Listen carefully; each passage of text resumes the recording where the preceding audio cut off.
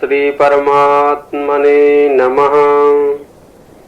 स्वागत है आप सभी का हमारे YouTube चैनल में और शिव शक्ति ज्योतिष कार्यालय काशी बनारस उत्तर प्रदेश में मैं ज्योतिषाचार्य राजेंद्र गौतम आज आपको बताने जा रहा हूँ देवशयनी एकादशी के बारे में।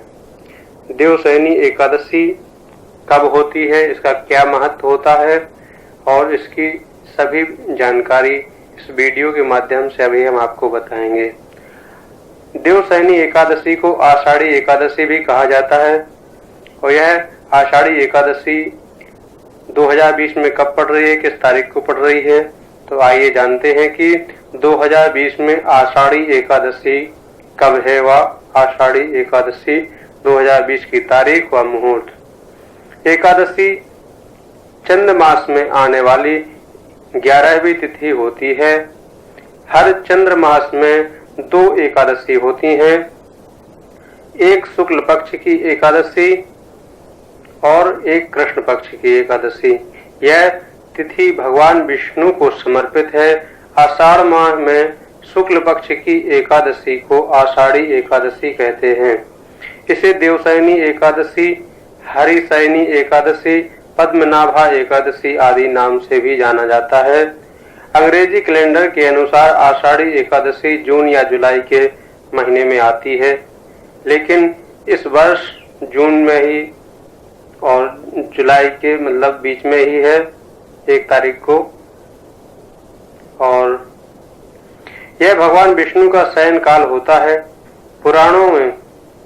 पुराणों के अनुसार इस दिन से भगवान विष्णु 4 मास के लिए क्षीर सागर में शयन करते हैं, इसलिए इसे देवशयनी एकादशी कहा जाता है। इसी दिन से चातुर्मास प्रारंभ हो जाते हैं। आषाढ़ी एकादशी पूजा विधि। आषाढ़ की जो एकादशी है उसमें किस तरह की पूजा करना चाहिए, किसकी पूजा करना चाहिए, यह सब अभी विधि विधान से आपको बताया जाएगा। एकादशी तिथि पर भगवान विष्णु की आराधना की जाती है। आषाढ़ी एकादशी या देवशयनी एकादशी पर भगवान विष्णु का शयन प्रारंभ होने से पहले विधि विधान से पूजन करने का बड़ा महत्व है। इस दिन श्रद्धालु व्रत रखकर भगवान विष्णु की पूजा करते हैं। वे श्रद्धालु जो देवशयनी एकादशी का व्रत रखते हैं उन्हें प्रातः काल उठकर स्नान करना चाहिए। पूजा स्थल को साफ करने के बाद भगवान विष्णु की प्रतिमा को आसन पर विराजमान करके भगवान का षोडशोपचार पूजन करना चाहिए। भगवान विष्णु को पीले वस्त्र, पीले फूल, पीला चंदन चढ़ाएं। उनके हाथों में शंख, चक्र, गदा और पद्म सुशोभित करें। भगवान विष्णु को पान और सुपारी अर्पित करने के बाद धूप, दीप और नैवेद्य पुष्प आदि विधिवत पूजन करने के बाद उनकी आरती करना चाहिए और भगवान विष्णु की स्तुति इस प्रकार करें। सुप्ते त्वयि जगन्नाथ जगत सुप्तम भवेदिदम, विबुद्धे त्वयि बुद्धम च जगत सर्वम चराचरम। अर्थात हे जगन्नाथ जी, आपके निंद्रित हो जाने पर संपूर्ण विश्व निंद्रित हो जाता है और आपके जाग जाने पर संपूर्ण विश्व तथा चराचर भी जागृत हो जाते हैं। इस प्रकार भगवान विष्णु का पूजन करने के बाद ब्राह्मणों को भोजन कराकर स्वयं भोजन या फलाहार ग्रहण करें। देवशयनी एकादशी पर रात्रि में भगवान विष्णु का भजन व स्तुति करना चाहिए और स्वयं के सोने से पहले भगवान को शयन कराना चाहिए।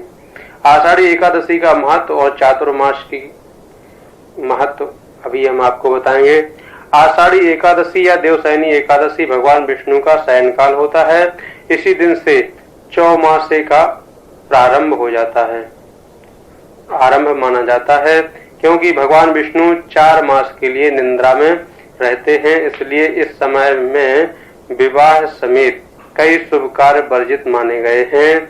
इन दिनों में तपस्वी भ्रमण नहीं करते हैं, वे एक स्थान पर रहकर तपस्या करते हैं। इन दिनों में केवल ब्रज की यात्रा की जाती है।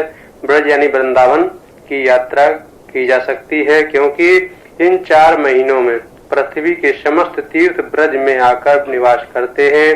आषाढ़ी एकादशी के 4 माह बाद भगवान विष्णु निद्रा से जागते हैं। इस तिथि को प्रबोधिनी एकादशी या देव उठनी एकादशी कहते हैं। चातुर्मास में क्या करें क्या ना करें। मधुर स्वर के लिए गुड़ नहीं खाएं। दीर्घायु अथवा पुत्र पौत्रादि की प्राप्ति के लिए तेल का त्याग करें। वंश वृद्धि के लिए नियमित दूध का सेवन करें। पलंग पर शयन ना करें, यानी नीचे ही शयन करें, नीचे बिस्तर लगाकर शयन कर सकते हैं। शहद, मूली व परवल, बैगन नहीं खाएं। किसी अन्य के द्वारा दिया गया दही भात नहीं खाएं।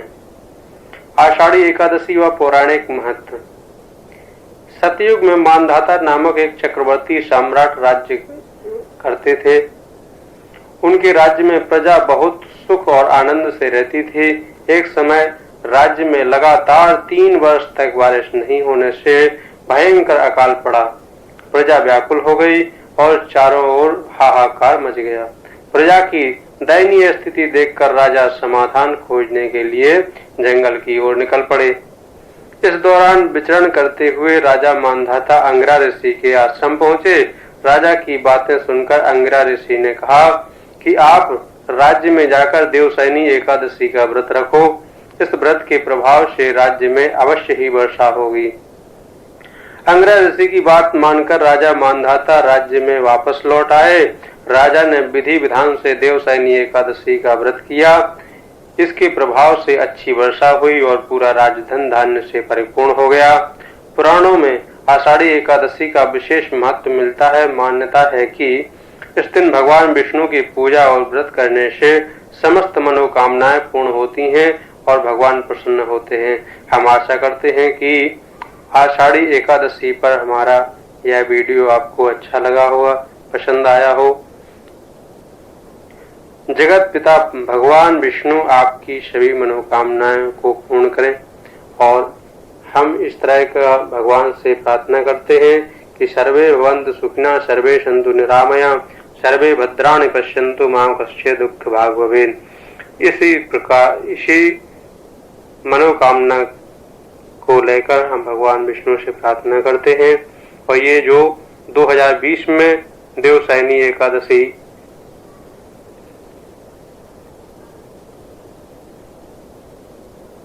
का व्रत 1 जुलाई 2020 को रखा जाएगा और जिसकी पारणा सूर्योदय के बाद 2 जुलाई को होगी।